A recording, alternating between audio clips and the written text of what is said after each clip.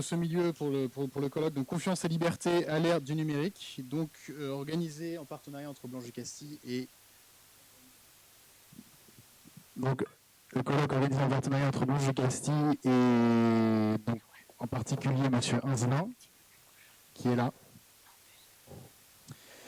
Voilà, donc ce soir, comme invité, comme intervenant, donc je vous présente M. Erwan Loriot-Prévost, qui est ici, voilà, qui est ingénieur, dirigeant de Solar Group, qui va commencer ce soir. Ensuite, M. Philippe Devost, qui est dirigeant expert des technologies digitales et d'Internet, qui est également cofondateur de Wanadoo, donc c'est une sommité que nous avons ce soir. Le père Nicolas Buté, qui est religieux et fondateur de la fraternité Eucharistie, qui sera ensuite suivi ce soir de Grégoire Inzelin, qui est neurologue, et une nouvelle fois dans le programme de Nicolas Buté. Voilà, donc je pense que vous avez tous compris. Là, le principe de ce soir, c'est que nous avons une conférence jusqu'à 20h, suivi d'un cocktail, suivi d'une deuxième conférence, qui finira aux alentours de 22h. Voilà, je vous souhaite une très bonne soirée.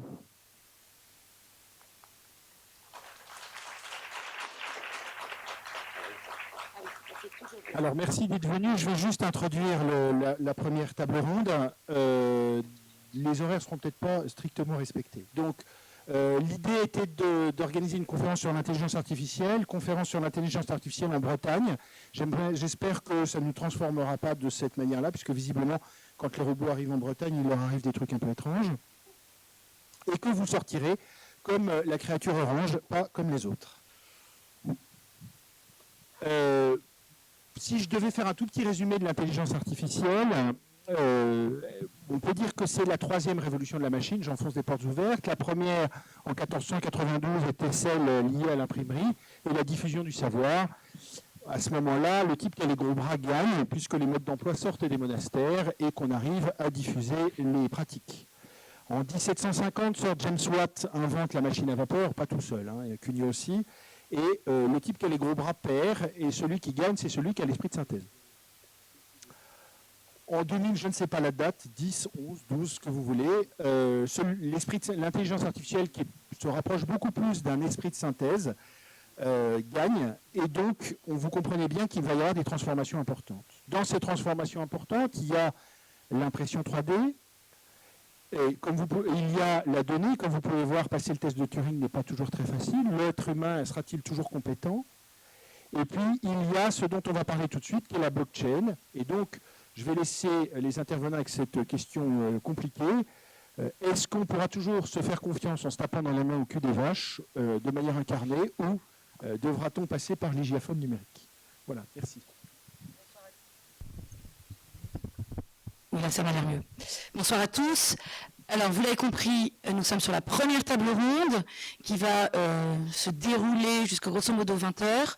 Mais les 10 dernières minutes, ce sera le père Nicolas Buté qui montera sur scène et qui viendra conclure la table ronde sur les questions véritablement plus anthropologiques et spirituelles que posent les questions de la blockchain. Alors, le sujet ce soir, c'est la blockchain. Alors, quand Grégoire m'a appelé en me disant « Oui, tu vas animer la table ronde sur la blockchain », je me suis dit « Mon Dieu ». De tous les sujets brassés sur la question du numérique, j'ai à peu près 2-3 trucs à dire, je comprends à peu près de quoi il retourne. Mais là, s'il y a bien un sujet auquel je ne comprends rien, c'est la blockchain. Donc je vais, visiblement d'après mes voisins de droite, c'est normal. Alors j'ai travaillé le sujet comme un minimum, mais l'idée vraiment, à la fin de cette table ronde, c'est que vous ayez compris grosso modo comment ça fonctionne, et surtout quels sont les enjeux qu'il y a derrière, qui sont forcément... Parce que vous êtes ici ce soir, des enjeux anthropologiques, c'est-à-dire des enjeux qui nous disent quelque chose de ce qu'est l'homme et de la place de l'homme dans ces nouvelles technologies. Alors, je vais refaire un tour d'horizon des intervenants qui sont à mes côtés. Tout d'abord, au fond, voilà, Erwan Loriot-Prévost. Donc, Erwan, tu as déjà été présenté, tu es donc un membre important de la French Tech. Tu es chef d'entreprise, tu travailles dans les technologies depuis plus de 25 ans. Et actuellement, tu as monté une start-up dans le domaine justement de la blockchain pour lutter contre les fake news. Donc tu nous expliqueras dans le courant de ce table ronde comment tu t'y prends et pourquoi tu le fais comme ça. Ensuite, à ta gauche, nous avons Philippe Devost. Alors Philippe, tu es cofondateur de Wanadoo. Aujourd'hui, tu travailles toujours sur les programmes d'innovation technologique. Et puis, il y a quelques temps, visiblement, tu as découvert la joie que c'était de réfléchir avec d'autres et de transmettre tes réflexions sur justement les enjeux des nouvelles technologies. Et enfin, tout juste à ma droite, Mathieu Dicesea, que certains d'entre vous doivent connaître parce qu'il est nantais, qui est donc professeur d'université à l'Institut d'administration de l'Université de Nantes. Vous l'avez vu, nous avons 2 techos, donc on va essayer de comprendre ce qu'ils vont nous raconter. Ils n'ont pas obligatoirement le même langage que nous, mais on va y arriver. Et puis, quelqu'un qui est beaucoup plus dans le domaine des humanités, dans le domaine de l'entreprise, et là, moi, tout de suite, je suis beaucoup plus à l'aise. Donc on va commencer avec Erwan. Objectif, Erwan, est-ce que tu peux nous expliquer ce qu'est la blockchain? Alors pour des gens qui ont un cerveau équivalent au mien, pour être sûr que tout le monde comprenne. Je vais lancer d'abord mon chronomètre, parce que c'est ça qui va être le plus compliqué. Alors bonsoir à tous, je vais peut-être me lever en fait parce que ça va être plus simple de vous montrer. Donc mon rôle ce soir, c'est d'essayer de vous simplifier la compréhension de la blockchain. Alors déjà, on annonce quelque chose de complexe. La blockchain, c'est difficile à expliquer parce que c'est une des inconnues des grandes révolutions technologiques aujourd'hui. Quand on vous parle d'intelligence artificielle et que vous conduisez votre voiture et qu'elle conduit toute seule parce qu'elle voit les lignes sur le côté, vous vous dites ça c'est concret. La blockchain c'est plus dans la finesse et dans la mécanique. Donc on va essayer de regarder ce que c'est que cette mécanique parce qu'effectivement elle a vraiment un poids très important dans l'évolution des technologies aujourd'hui. L'année dernière, je ne sais pas si c'est des gens qui étaient là l'année dernière, mais je me suis arrêté au départ sur une courbe qui correspond à l'évolution des technologies. Vous avez à peu près 2 phases et un point d'inflexion, ce qu'on appelle un point d'inflexion. C'est-à-dire que ici, vous voyez le temps de l'homme, c'est-à-dire qu'il est en temps linéaire. Et puis, avant, vous avez la courbe de la technique. Alors, comment ça s'explique? C'est que quand on a des innovations technologiques, elles restent très très très longtemps dans l'ombre. On dit ça ne marchera jamais, je ne sais pas si vous vous souvenez de ces publicités de Renault, ou c'est trop lourd, ou bon. Alors vous voyez, dans les années 2007, avant, on avait des smartphones. Vous avez tous eu un bac avec un cimetière technologique où vous avez rangé ces trucs-là avec les alignes, quand vous tirez un truc, tout vient en même temps. Ces smartphones, ils étaient moches, compliqués à faire fonctionner, etc., etc. Et puis, l'iPhone 3 est arrivé en 2007-2008, il avait un écran tactile, un processeur qui allait correctement, une mémoire, une ergonomie, un GPS, et tout d'un coup, ça a été ce point d'inflexion. Et je vous montre ici cette courbe, vous voyez ici l'exponentielle, elle est exactement de la même manière, ça c'est le marché mondial des smartphones. Donc quand on va parler des technologies, je me suis juste un peu arrêté là-dessus, parce qu'il y a des choses qu'on voit arriver, et puis tout d'un coup, il y a des choses qui explosent pour un certain nombre de raisons, la puissance technologique, etc., mise à disposition. On va y revenir. Alors là, regardez, c'est intéressant. De 2012 à 2017, c'est la courbe des recherches du mot Bitcoin et du mot blockchain. Et bien vous voyez là, déjà, on a un peu une idée de cette évolution et de cette croissance. Donc, avant de commencer, je voudrais vous poser une question. Que voyez-vous? Ah, bravo, mais ça c'est quelqu'un qui connaît déjà l'image, c'est pas du jeu. Alors, voilà. Dans cette petite partie où les choses sont latentes et ne disent pas leur nom, vous avez une clé de lecture qui est de se dire, en cas de crise ou de changement, qu'est-ce que je vois?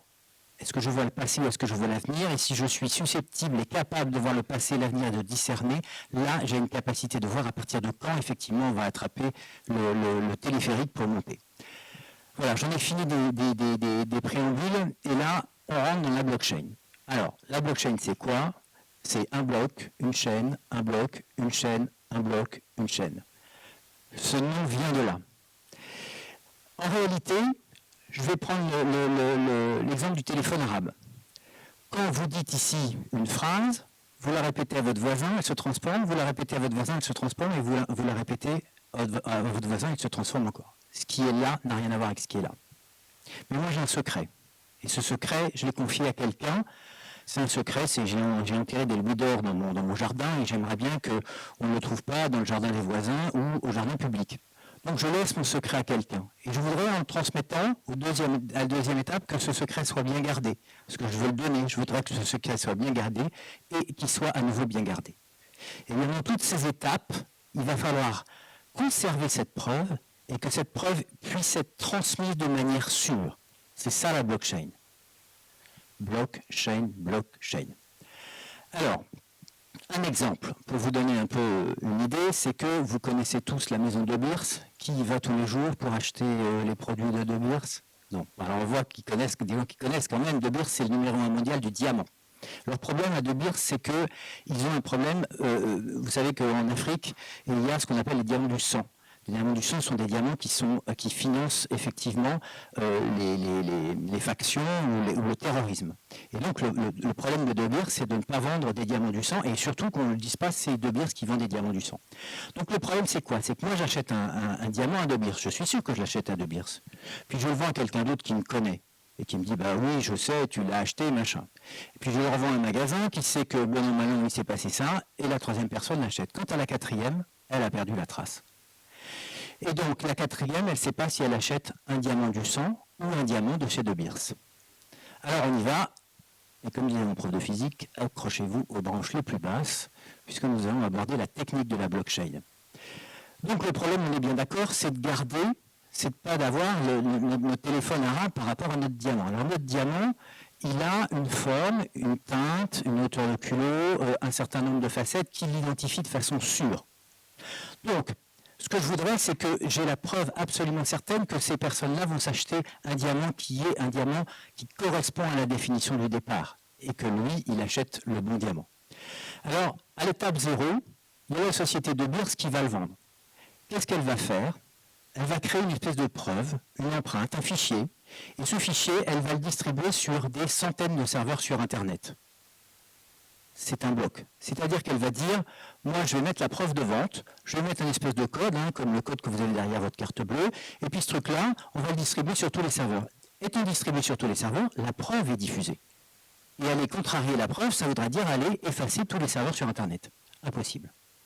Donc cette première preuve, on l'a distribuée sur Internet, c'est le premier bloc. La deuxième personne l'achète. Par le système de De Beers, elle va enregistrer sa transaction. Qu'est-ce qu'elle fait?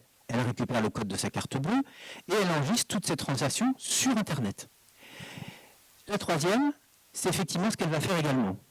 Et la quatrième, pareil. Donc, vous voyez que la blockchain, c'est une transaction enregistrée sur Internet, diffusée pour qu'effectivement on ne puisse plus la falsifier. Ça a été tellement diffusé qu'on ne peut plus la falsifier. Et puis, on a le fait que quand on met le numéro 4, on sait que le numéro 4 est égal au numéro 3, qui est égal au numéro 2, qui est égal au numéro 1, qui est égal à 0 quand c'est parti. Ce schéma accrédite la relation de confiance. C'est pas neutre. Aujourd'hui, ils suivent 900 000 diamants dans le monde, dans leur commerce, qui sont effectivement des diamants complètement validés et pas des diamants du sang. Alors, qui a inventé la blockchain? Là, je vous ai mis une photo des moines-copistes. Alors, les moines-copistes, qu'est-ce qu'ils faisaient? Ils recopiaient des bouquins, le papier s'usait, disparaissait, recopiait des bouquins, etc., etc. Et à chaque fois, à la rigueur, on aurait pu dire, est-ce qu'ils recopiaient réellement le bouquin? C'est la vraie question. Est-ce qu'ils ne font pas du téléphone arabe avec des bouquins fondamentaux? Donc ce qui se passait, c'est que effectivement, on avait un certain nombre d'abbayes, ils recopiaient leurs livres et de temps à autre, ils se rencontraient pour voir si c'était réel, si c'était la copie équivalente. Donc dans notre blockchain ici, on a toute une série d'abbayes qui recopiaient la preuve et qui faisaient qu'effectivement la vérité était immuable puisqu'elle était partagée. Donc aujourd'hui, ce qui se passe, c'est que dans Internet, on a une espèce de représentation qui vaut ce qu'elle vaut, mais vous voyez qu'on a tellement de serveurs que ces abbayes, on en a tellement qu'à chaque fois, on sait que le livre est toujours le même. Et c'est exactement le même principe. Ça vous fait penser à quoi? Bon, je ne vous laisse pas parler, c'est la Voie lactée. Et plus on va aller, plus on aura ce qu'on appelle les objets connectés, etc. Donc plus on aura de lieux où on pourra déposer les preuves. La blockchain, c'est un principe de majorité. À partir du moment où la majorité affirme que c'est bien la réalité, à ce moment-là, on bloque effectivement cette preuve. Alors, vous êtes tous intéressés par le Bitcoin parce que vous n'entendez pas parler de la blockchain, vous entendez parler du Bitcoin. Je suis à la moitié de mon temps, on est d'accord? Bon. Alors, le Bitcoin, c'est un truc dont vous avez entendu parler parce que c'est un danger économique, c'est vraiment des conducteurs financiers sans permis, sauf que, on va voir que c'est pas si absurde que ça et ça correspond à une vraie réalité d'équilibre. Alors, le Bitcoin, c'est quoi? Ça a été créé en 2009 par Satoshi Nakamoto. Première énigme, personne ne l'a vu et on ne sait pas qui c'est. Donc, je vous laisse quelqu'un qui crée une monnaie fiduciaire, qui est une monnaie que tout le monde va... On ne sait pas par qui elle a été créée. Quelques chiffres. Le premier schéma est né en 1962, donc vous voyez, alors avec mémoire, on était à la courbe, on était au fond des temps, on était tout près du départ, et puis là en 62, ça commence à... Et puis aujourd'hui, on va voir les choses décoller parce que on a plein de serveurs sur Internet, on a la puissance de calcul, on a tout ce qu'il faut pour que ça marche. Vous voyez, la courbe est en train de monter. Ensuite, c'est la capitalisation est de 238 milliards de dollars, ça pèse un peu d'argent. Le cours du Bitcoin est monté jusqu'à 20 000 euros. Hier, il était à 3 400. 21 millions de bitcoins, on verra effectivement à quoi quelle est la signification. C'est très sujet à caution, mais prenons un exemple. Ça consomme l'équivalent de la consommation électrique du Danemark, et on va voir pourquoi. Et puis, aujourd'hui déjà, on peut payer, on peut chercher du bitcoin, vous pouvez aller acheter du bitcoin tout à l'heure, et si vous êtes aux USA, vous pouvez payer Amazon avec du bitcoin. Donc c'est tout sauf anecdotique. Alors, il n'y a pas que le bitcoin. Vous voyez qu'il y a l'Ethereum, il y a le Ripple, le Bitcoin Cash, etc. Et 238, 125, 82, je parle de milliards de dollars évidemment, 44, etc. etc. Les mouvements sont tels que demain, peut-être le Cardano va devenir encore plus important que le Bitcoin. On ne sait pas, c'est quelque chose qui peut être très mouvant. Et d'ailleurs, j'ai un slide que je n'ai pas là, mais où la part de l'Ethereum a beaucoup monté par rapport à celle du Bitcoin. Alors là, on s'attache aux branches encore plus basses. Je vais vous expliquer pourquoi le Bitcoin est une véritable monnaie sécurisée. Vous vous souvenez de nos diamants? À chaque fois, on avait une preuve qui disait qu'on la diffusait, elle était codée, et donc on savait que la transaction avait été enregistrée et que le diamant était égal au diamant, était égal au diamant, était égal au diamant. Le Bitcoin, il fonctionne sur un mode un peu plus compliqué. C'est-à-dire que Monsieur Shaka machin, Yamamoto, il a, ou qui, on n'en sait rien, il a dit, moi, enregistrer des preuves avec un code, c'est pas assez. Je veux rajouter quelque chose d'autre qui s'appelle le minage. Je ne sais pas si vous avez entendu parler du minage ou du hash. C'est la complexité du Bitcoin qui lui permet d'y croire vraiment de façon fiable. Alors le hash, c'est rajouter un espèce de code hyper complexe à chaque transaction. Et ce qu'on fait avec une transaction qui est effectivement sécurisée comme ça, c'est qu'une fois qu'on a avancé, le saumon ne peut plus remonter la rivière. Autrement dit, on a un code, on a un deuxième code, on a un deuxième code, mais c'est tellement codé et imbriqué qu'on ne peut pas revenir, on ne peut pas remonter. C'est ça le système, c'est qu'on progresse et on ne peut pas faire marche arrière. Et comme la preuve à chaque fois est attestée, eh ben, elle est transmise de moins en moins. Alors comment ça fonctionne? Donc on repart de notre histoire de De Beers, mais on va effectivement demander du minage. Alors, c'est là où c'est assez amusant, parce que, en fait, les mineurs, ce sont des gens qui ont des ordinateurs et ils vont calculer ces fameux codes. En réalité, ce n'est plus des gens dans leur garage avec des ordinateurs. C'est des véritables organisations qui travaillent uniquement pour, effectivement, gagner quoi? Un concours. C'est-à-dire que toutes les 10 minutes, l'organisation du Bitcoin dit « calculez-moi un code ». Il met une barre et dit « calculez-moi un code plus compliqué que celui de la veille ». Plus compliqué que celui de la veille. Donc on leur dit à tout cela, allez, concourez, allez me chercher un code vraiment supérieur à tout. Et donc il y a un gagnant, c'est le rouge là en haut qui a effectivement gagné la timbale. Et c'est là où c'est très fin, parce que vous allez me dire comment les bitcoins naissent. Je ne comprends pas d'où ça vient. Eh bien celui qui a gagné, qu'est-ce qu'il va avoir? Il va avoir effectivement, il va gagner des bitcoins. Et c'est comme ça que cette monnaie, petit à petit, arrive sur le marché et rentre sur le marché doucement et sûrement, et ne casse pas. C'est extrêmement bien fait, Philippe en parlera certainement tout à l'heure.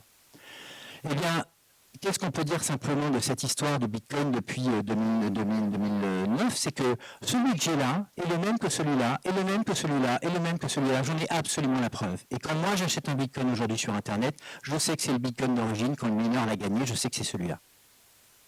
On n'imprime pas de nouveaux billets, on a toujours les mêmes billets, et c'est complètement attesté. Alors, je vous montre si elle veut bien, hop, je vous montre une ferme de minage, si j'y arrive.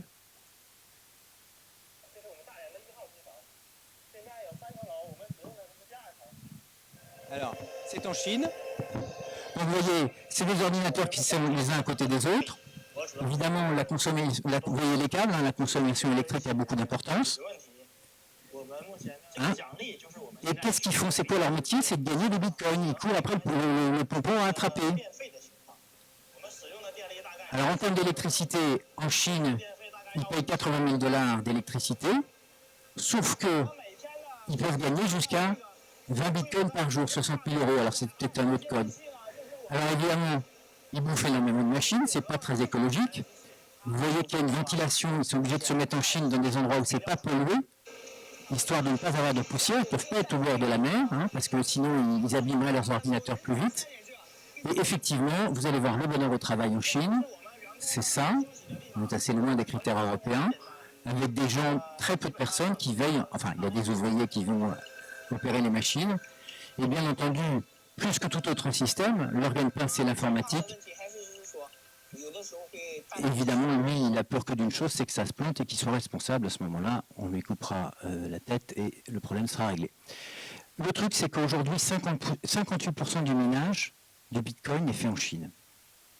Et ça pose un véritable problème, puisqu'on a parlé de majorité de la preuve. Et donc là, effectivement, on a une mise en danger du Bitcoin. Je continue à quoi, mais on en reparlera, donc je vais aller vite. À quoi sert qu'est-ce qu'on va faire avec la blockchain? D'abord, vous avez bien compris qu'une monnaie, ça n'a plus besoin d'un État. Que les assurances, elles n'ont plus besoin d'avoir un ratio. Que l'énergie, ça va fonctionner là aussi sans la puissance publique. Que la santé, un examen médical, ce sera plus besoin de passer par la sécurité sociale, qu'on pourra voter sans aucun lien avec l'État. Que les transports fonctionneront peut-être tout seuls et que l'immobilier, on pourra se passer d'un notaire. La preuve, la confiance étant tellement forte, on peut effectivement imaginer que toutes ces activités fonctionneront comme ça. Alors, je me dépêche, mais voilà un truc qui est incroyable, c'est que vous avez vu, on peut transacter de la monnaie, mais on peut aussi dire qu'on lance un programme sur Internet. Donc si je lance un programme, ça veut dire, par exemple, tous les jeudis, s'il pleut, j'achète un parapluie sur Amazon et je livre à ma grand-mère. Donc, on va lancer ce programme. Et puis, il va s'exécuter sur la blockchain. Une fois, deux fois, trois fois. Et le voilà qui est parti. Un peu comme le Bitcoin, dont vous avez vu qu'il fonctionne de manière totalement automatique. Personne ne s'occupe du Bitcoin. Donc, on a effectivement un programme distribué qui devient immuable. Ça veut dire qu'ici, j'ai mis un petit signe infini, qui pourra l'arrêter? Et en réalité, l'image qui me vient, c'est le canard sans tête, puisque, on a quelque chose qui n'a pas forcément de centre de décision, mais qui va livrer un parapluie à ma grand-mère tous les jours de pluie, jusqu'à ce que le compte soit effectivement vidé. Donc ça, c'est quand même très troublant en termes d'état d'esprit par rapport au contrat. J'en termine avec une notion qui s'appelle la note sociale, et là j'ai pris un petit bonhomme et je lui ai fait parcourir sa vie. Alors il a une vie qui est, comme tout le monde, plus ou moins linéaire, donc il aime bien rouler vite, il aime bien les voitures de sport, j'en connais.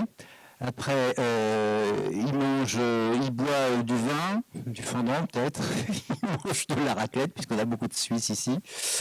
Il est heureux, alors il a décidé d'aller faire un voyage, et puis il a vraiment un coup de mou, et là, voilà, bon.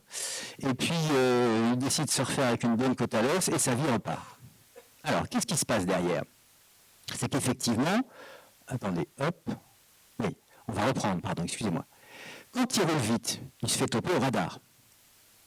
Donc, je vous fais remarquer que vous qui avez tous des smartphones dans les poches, il suffit juste de regarder le traçage de votre smartphone. Il n'y a plus besoin de radar aujourd'hui. Si le gendarme vous prend et trace là où vous étiez précisément avec votre vitesse, il n'y a plus besoin de radar. Un jour, on viendra peut-être nous demander de donner les preuves de notre portable, comme les camionneurs donnent les preuves de leur trajet. Il faudra voir s'ils sont bien reposés. Étant donné que je bois du vin et que je mange du fromage, évidemment, mon Apple Watch a fait 2 petits trous en dessous, mesure ma glycémie, mon machin, etc. Je prends l'avion, j'ai la carte bleue et le douanier. Ah, là, mon opérateur Internet trace tout, même si mon navigateur est effacé.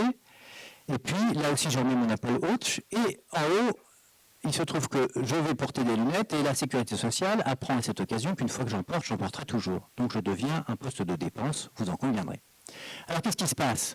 C'est que, en réalité, derrière, on pourrait très bien... C'est déjà les voitures de privé qui vont chercher les radars. C'est déjà plus la police. C'est ce qu'on vient de nous faire. Sur Orange, si effectivement on a le traçage avec notre vitesse, c'est Orange qui a l'info. Et puis c'est Apple qui a l'info. Et puis c'est ma banque qui a l'info. Et puis c'est une société privée qui fait la palpation pour la sécurité aux aéroports. Pourquoi est-ce qu'il ne ferait pas le boulot des douaniers? C'est Google qui connaît là où je suis allé. C'est Apple et c'est mon entreprise mutuelle, puisqu'on va aujourd'hui vers la mutualisation, qui comprend effectivement mes dépenses de santé. Et bien en réalité, c'est très simple. Si on met tout ça dans une blockchain, parce que tous ces acteurs s'arrangent pour faire cette preuve irréfutable, eh bien on a la note sociale. Et la note sociale, c'est ce qui se passe effectivement aujourd'hui en Chine, puisque vous savez qu'aujourd'hui, tous les Chinois sont notés en fonction de nos comportements, et que WeChat, qui est une application qui ressemble à WhatsApp, sauf qu'elle est bien plus développée, qui sert à acheter, à faire de l'assurance santé, à la banque, à tout ce que vous voulez, effectivement, donne toutes les informations, plus la captation des images vidéo et la reconnaissance faciale dans la rue. C'est une dictature.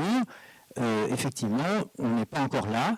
Il faut se poser quand même un certain nombre de questions. Je vous rappelle que quand vous allez à l'étranger et que vous passez le système PARAF, à chaque fois vous faites prendre en photo, et donc l'État français vous voit vieillir sur la série de photos qu'ils ont prises de vous, et quand vous avez des lunettes, un jour, ils savent que vous allez garder des lunettes toujours, et un jour, ils verront bien que vous avez des lentilles de contact.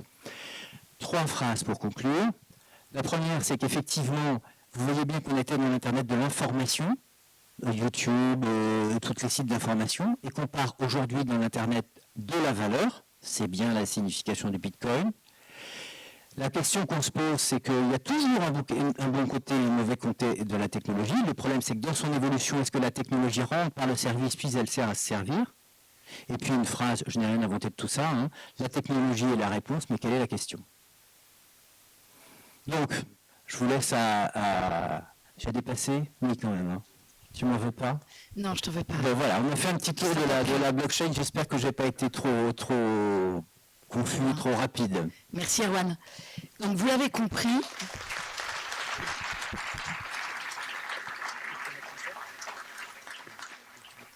Vous l'avez compris, le système de la blockchain est un système extrêmement décentralisé, et tellement décentralisé qu'il refuse toute autorité qui permettrait de faire le contrôle, puisque c'est les acteurs les uns entre les autres qui gèrent cette question du contrôle. Et le fondement, on va dire, philosophique de la blockchain, c'est un fondement qui est à la fois anarchiste, dans le sens où il pense que toute autorité supérieure a une dimension oppressive, mais aussi libertarien, dans le sens où tous les individus sont chacun capables de dire ce dont ils ont besoin et donc de s'autogérer. Alors, moi j'ai envie de me retourner vers toi, Philippe, je vois que tu n'opines pas du chef, bien au contraire, et te demander, mais finalement, si on comprend ce que vient de nous dire Erwan, qui décide où se situe l'autorité, et dans la grande histoire d'Internet, comment est-ce que cela prend vie?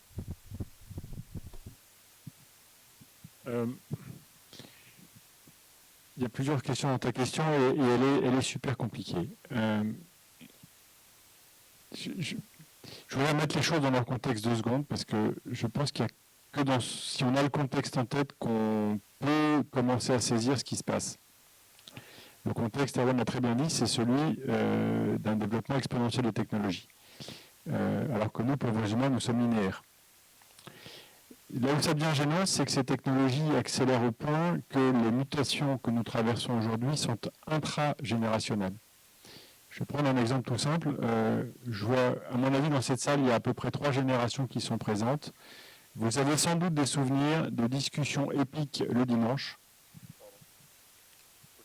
De discussions épiques le dimanche sur la question de savoir si la télévision c'était bien ou pas bien. Ça vous dit quelque chose ? Voilà.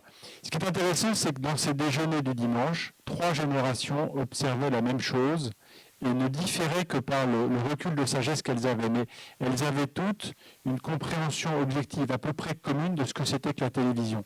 Le seul débat, c'était de savoir si son utilité était adéquate ou pas. C'est plus le cas aujourd'hui. Aujourd'hui, les petits-enfants dépannent les grands-parents sur leur smartphone, les parents n'ont pas le temps, mais aucun d'entre eux n'a une compréhension juste et commune de ce que c'est qu'un smartphone, de à quoi ça sert et de pourquoi ça a été fait comme ça a été fait. Je ne vais pas développer plus, mais il faut que vous ayez ça en tête. Si on ne comprend pas ce qui est en train de se passer, c'est normal. Si on ne fait pas l'effort de comprendre, ce n'est pas normal. Pourquoi ? Parce que si vous ne faites pas l'effort de comprendre et de questionner le sujet régulièrement, vous allez commencer à consentir à un paquet de choses que vous ne comprenez pas. Et le consentement absolu à tout, c'est le début de la dictature ou de l'esclavage, on appelle ça comme on veut.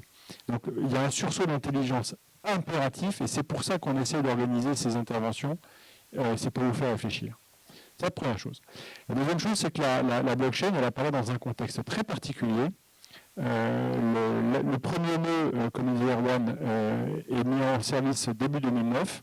Auparavant, tout le protocole et c'est là que je réponds à ta question, qui régit le fonctionnement de Bitcoin, a été publié, rendu public par le fameux Satoshi Nakamoto dont personne ne sait qui c'est. Et là, on est quelques mois après la crise de 2008. On est dans un moment très particulier, dont certains d'entre vous se souviennent parfois de manière un peu amère, dans lequel l'Occident a failli passer au bord du chaos financier, et dans lequel subitement la défiance envers l'humain a atteint des proportions considérables. Pourquoi ? Parce qu'on a retrouvé à cette occasion-là le deuxième travers ou la deuxième faille de l'humain. La première, c'est que l'erreur est humaine, donc de temps en temps on se trompe dans des calculs, c'est bien d'avoir des machines. Mais la deuxième faille de l'humain, que le père Nicolas Butet connaît mieux que quiconque, parce qu'il est au cœur de la rédemption de cette faille, c'est le mal. Et le mal, la propension que certains humains ont à se mettre d'accord discrètement dans le dos de tous les autres pour les arnaquer. La crise de 2008, c'est ça. Et la démarche de Satoshi Nakamoto consiste à se dire, il y a d'autres moyens de transférer de la valeur, et ces autres moyens doivent absolument se passer de toute intervention humaine si on veut éviter qu'ils soient corrompus. Donc le but, la vocation initiale, c'était d'éviter que des transactions soient corrompues, et pour ceci, de garantir à tout moment qu'aucun humain n'y aurait touché. Donc c'est là effectivement qu'on passe dans une forme d'anarcho-libertarisme, mais le but de départ, c'est de régler la question de la confiance, qui est la question sur laquelle tout le système repose. Je vais terminer avec un exemple. Vous voyez ce que c'est là ? Pour tout le monde, c'est évident. Quand je vous montre ça, vous ne vous posez pas de questions. Vous ne vous demandez pas si je l'ai dessiné. D'accord ? Et regardez bien le geste que je vais faire. Clotilde, tu prends.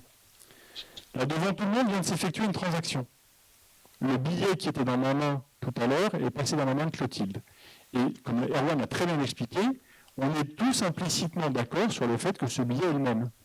Que je n'ai pas la Banque de France dans la poche, et que ce n'est pas une copie que j'ai remise à Clotilde. Parce que si c'était une copie, c'est toute notre confiance implicite dans tout le système financier qui s'effondre. On est d'accord avec ça. Eh bien, pour répondre à ta question sur la manière dont le système fonctionne, le système il fonctionne tout seul, de manière totalement automatique. Le coût des 10 minutes, le coût des émissions de Bitcoin, le coût des blocs et du minage, c'est totalement automatique, c'est un protocole qui régit ça. Mais il n'est caché de personne, il n'y a de complot de personne, puisque le mode d'emploi de ce protocole, son mode de fabrication, son livre de cuisine est public.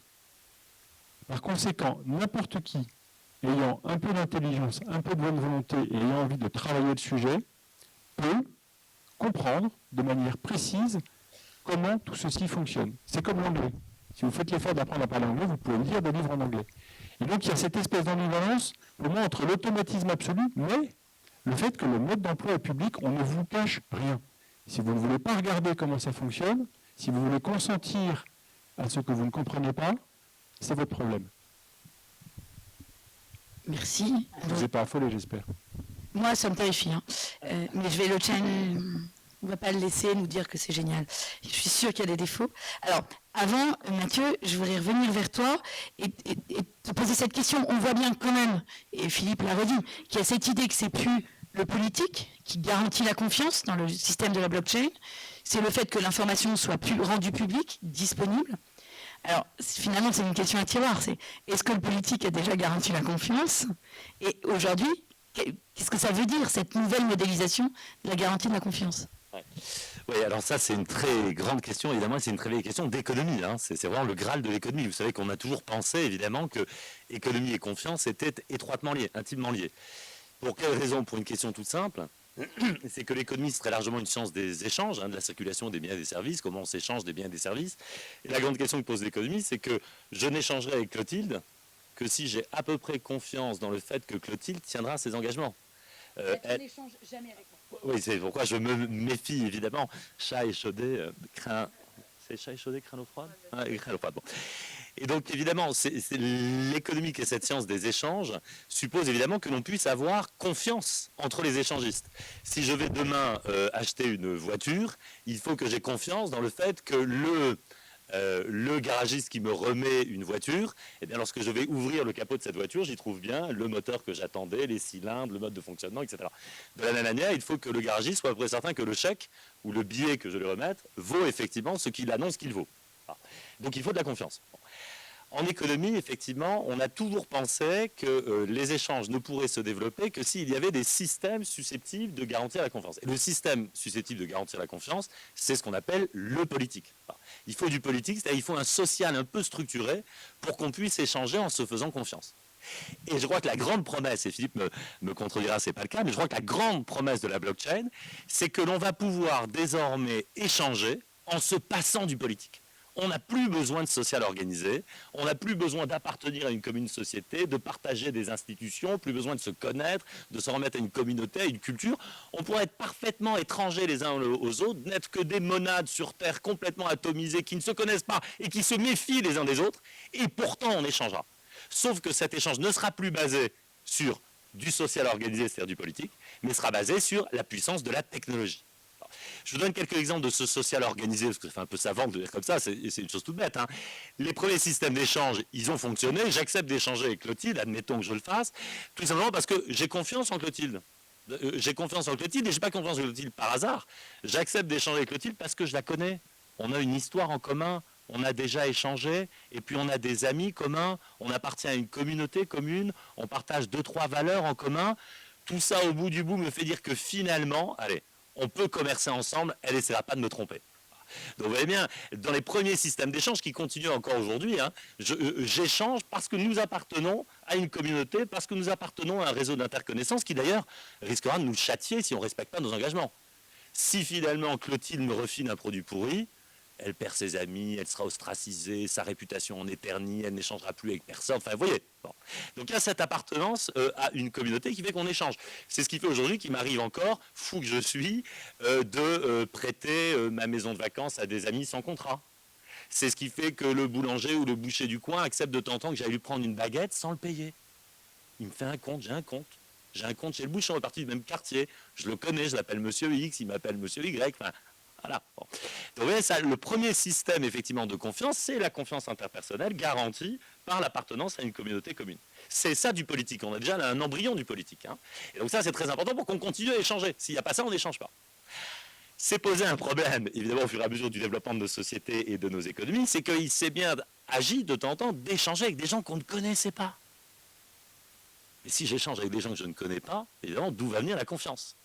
Donc là, on a inventé des choses formidables, on va changer de régime. Je ne peux plus m'en remettre à l'appartenance à une communauté, à des valeurs ou à une culture, puisqu'on ne se connaît pas. Je vais m'en remettre à autre chose, on va inventer des contrats, avec des obligations contractuelles. Et puis si jamais Clotilde, que je ne connais pas, ne respecte pas ces obligations contractuelles, je l'amènerai devant un juge, que j'espère impartial et non corrompu, qui remettra chacun dans ses obligations, qui prononcera un jugement. Et ce jugement pourra être exécuté parce que j'ai inventé le juge. Pour que le jugement qui permettra de rétablir la confiance soit exécuté, il va falloir qu'il y ait une police qui éventuellement fasse exécuter le jugement. Et donc, vous voyez, deuxième grand système d'échange, c'est plus l'interconnaissance, la proximité, la culture, qui est une forme de politique tout à fait organisée.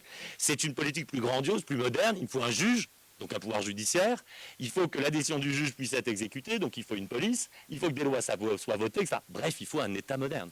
Il faut faire confiance dans les institutions de l'État moderne qui viennent garantir nos transactions. Bon. C'est tout à fait le problème qu'on a eu avec Internet, le problème de la confiance. Hein. Vous savez, on nous a raconté, Internet c'est formidable, fini les institutions, plus besoin de se connaître, plus besoin d'État, on a un système désormais complètement horizontal, plus besoin de juges d'État, de tiers garants ou de culture commune. Non, non, les gens pourront échanger. Le gros problème, c'est que sur Internet, on n'échangeait pas. Parce que précisément, Internet, c'était un social informe, absolument pas structuré. Cette horizontalité est évidemment une difficulté pour l'échange. Et donc finalement, si le commerce sur Internet s'est complètement développé, c'est pourquoi ? C'est parce qu'on a évidemment redéveloppé des formes de confiance et notamment des tiers de confiance. Soit on a vu arriver finalement des grandes entreprises avec leurs garanties qui nous vendent évidemment leurs produits, soit on a créé des intermédiaires de confiance sur le net. Je ne connais pas Clotilde, pourtant je vais aller parce qu'il y a Airbnb. Et Airbnb a sélectionné Clotilde, a obligé Clotilde à révéler des informations sur elle, à révéler sa qualité, note Clotilde et son comportement, etc. Donc il y a de l'intermédiaire évidemment sur le net, contrairement à l'horizontalité sans confiance que l'on pourrait croire. Bon. Eh bien, vous voyez, vous suivez en quoi l'échange suppose une garantie qui est appuyée sur un système social organisé. J'étais clair ou pas là-dessus ? La promesse de la blockchain, c'est foin de tout ça. On n'a plus besoin de tout ça. On a inventé un système magnifique, un système qui nous dispense de la confiance. Donc les spécialistes de la blockchain appellent un système trustless. Je n'ai plus besoin d'avoir confiance. Pourquoi? Parce que j'ai une petite machine, une technologie fabricatrice de paradis, vous voyez. Et cette technologie, c'est effectivement ce grand système que Erwan nous a décrit tout à l'heure. Hein. Et c'est finalement cette technologie qui va faire fonctionner l'échange. Et de façon tout à fait imparable, il ne vous l'a pas dit, mais parce que cette technologie, non seulement elle permet de garantir l'historique de toutes les transactions de façon tout à fait inviolable, mais elle permet aussi une exécution obligatoire des contrats, sans juge. Il ne l'a pas dit tout à l'heure, mais le grand truc de la blockchain, c'est d'assortir la blockchain de ce qu'on appelle le smart contracts, c'est-à-dire de contrats intelligents à exécution automatique. Si jamais Clotilde n'exécute pas ses obligations contractuelles, je n'ai plus besoin d'un juge, parce que le contrat sera à exécution automatique. En cas de survenue d'un événement, automatiquement, elle devra payer ou me verser le bien qui était prévu. Par conséquent, évidemment, on n'a plus besoin d'État, on n'a plus besoin de se connaître, on n'a plus besoin de communauté, on n'a plus besoin de culture, bref, on n'a plus besoin de faire confiance à tout ce qui est humain. Plus besoin de faire confiance à tout ce qui est humain. Nous mettons notre foi, évidemment, cette fois-ci, dans la technologie. Et c'est là que c'est drôle. On nous vend la blockchain comme étant trustless, mais elle ne l'est absolument pas. Elle ne l'est absolument pas. Elle ne fait que déplacer la confiance. Là où, évidemment, la confiance, jusqu'alors, était référée à des systèmes sociaux, soit le grand État moderne, soit la communauté primitive d'interconnaissance, eh bien, désormais, évidemment, la confiance, elle n'est plus dans l'homme, que l'on voit toujours comme étant corruptible, faible, possiblement malfaisant, etc. Mais elle est dans la technologie. C'est de ce point de vue-là, on voit revenir avec la blockchain, non pas l'absence de confiance et l'absence de foi, mais une nouvelle foi superbe, une technophilie absolument incroyable, très 19e, hein, qui n'a rien de nouveau. Le dernier moment du scientisme dans lequel on a cru que ce qui allait nous permettre de vivre ensemble, c'était la science, c'est le 19e siècle. Ça n'est plus, évidemment, nos institutions communes, notre politique, nos tentatives de nous parfaire, de devenir un peu meilleurs, de respecter nos engagements, etc., qui nous permet de vivre ensemble et d'échanger, hein, parce que ça, on n'y croit plus du tout. La seule chose qui nous permet de vivre ensemble et d'échanger, c'est la foi que l'on met tout uniment dans la technologie. C'est la technologie qui garantit, effectivement, parce que elle, la technologie, elle serait fiable, elle serait robuste, elle serait sûre, elle est tracée, on peut retrouver les contrats s'exercent de façon automatique, etc., etc. Et donc vous voyez bien qu'il y a derrière tout ça, non pas du tout l'absence de foi, mais au contraire, une foi absolument délirante dans la technologie. Une foi délirante dans la technologie qui, alors c'est assez drôle parce que le dernier moment de l'histoire où on a une foi délirante dans la technologie, c'était le 19e siècle, je le disais tout à l'heure, le grand moment scientiste. Hein, on était convaincus que toutes nos innovations technologiques nous menaient vers le bonheur. Et vous vous souvenez que ce 19e siècle a accouché du 20e siècle, et le siècle le plus horrible de l'histoire de l'humanité, dans lequel les technologies nous sont tombées sur la figure, quoi. On a fait la bombe, on a manipulé l'humain, on a eu la guerre de 14 avec les orages d'acier, enfin bon, etc. Et ce scientiste dont on avait été complètement nettoyé par le XXe siècle, à cause des guerres, à cause d'Hiroshima, évidemment, nous revient au XXIe siècle de façon délirante. On se remet à se méfier de l'homme comme d'une peste et à mettre tout notre espoir de progrès humain, effectivement, dans les technologies. Dernier point, cette confiance est-elle bien raisonnable? Cette confiance que l'on met dans la capacité de la blockchain, à elle seule, de la technique, à nous faire évidemment vivre ensemble en toute confiance. Évidemment, on peut en douter. Toutes les technologies nous ont fait cette promesse-là. Évidemment, on peut croire à la blockchain à condition qu'on n'ait jamais assisté à un accident dans une centrale nucléaire. On peut croire à la blockchain à condition qu'on n'ait jamais vu un avion tomber, vous voyez. Mais la blockchain, elle est conçue par des hommes. L'homme est un être de rationalité limitée. La blockchain est à rationalité limitée. Elle a des trous dans la raquette. On ne peut pas tout prévoir. On ne peut pas tout